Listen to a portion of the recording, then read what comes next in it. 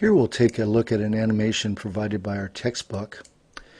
I started out here. You see the unequal heating from the sun beating down at the equator and very little sunlight at the polar regions. And you get this rising convective tower with the air circulating here from the equator to about 30 degrees north. This is known as the Hadley circulation cell. And the reason it doesn't go all the way up to the poles is because the Earth rotates. And what happens is the air up above, these red dashes correspond to the air aloft, way up here. That air is deflected to the right by the Coriolis force. And that sets up this subtropical jet stream, which is a strong westerly flow from west to east, which essentially makes a barrier for any further movement of air northward or towards the pole. And so the air piles up here and sinks and creates a high pressure here at 30 degrees north. And for that matter, it's very symmetric about the equator. In the southern hemisphere, you've got a high pressure at 30 degrees south, and this would be the subtropical high pressure region. Okay. Now at the surface winds are characterized by blue.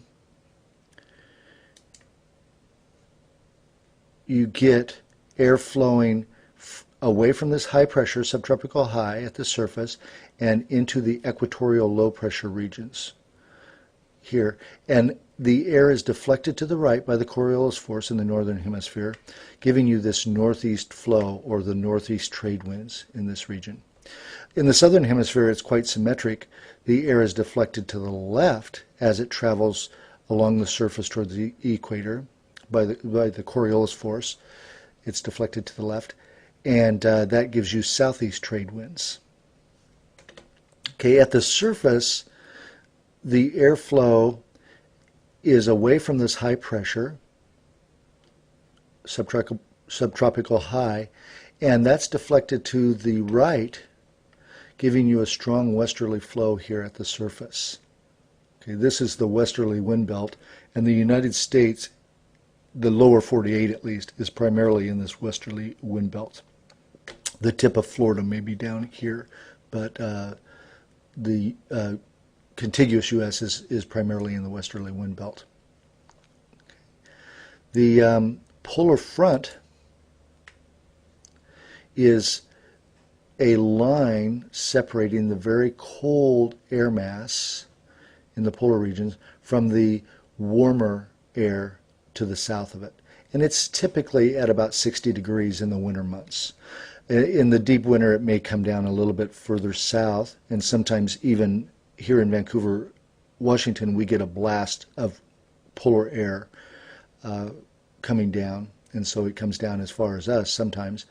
And in the summer months, it disappears completely because in the summer, the sun heats the northern hemisphere much more evenly. So winds and storms are not nearly as intense in the summer months. Up here, you have a polar circulation cell that's dominated by sinking air at the poles, cold, heavy sinking air at the poles. It rushes down along the surface to 60 degrees and then rises up to complete the circulation, the polar circulation cell. And the surface air is deflected to the right by the Coriolis force, giving rise to the polar easterlies, winds blowing primarily from the east, northeast, but they refer to this as the polar easterly wind belt. The polar jet we'll look at more, but it's up high near the tropopause, the boundary between the troposphere and stratosphere, and it flows very rapidly in excess of 100 miles per hour sometimes, and meanders quite a bit. This is not showing the true amount of meandering that's possible with the polar jet. Okay. The other thing that we can look at is we can turn labels on here and get all sorts of information, but the subtropical highs, the northeast trade winds, the intertropical convergence zone, where the northeast trade winds meet the southeast trade winds, that's a convergence zone. The other thing I should mention is that there's lots of storms here thunderstorms. This is the rainiest part of the world by far along the intertropical convergence zone, and that follows the sun somewhat. It goes a little bit north in the summer months and south during the southern hemisphere summer. This area also is referred to as the doldrums. Winds become quite light there often. The same is true around 30 degrees north.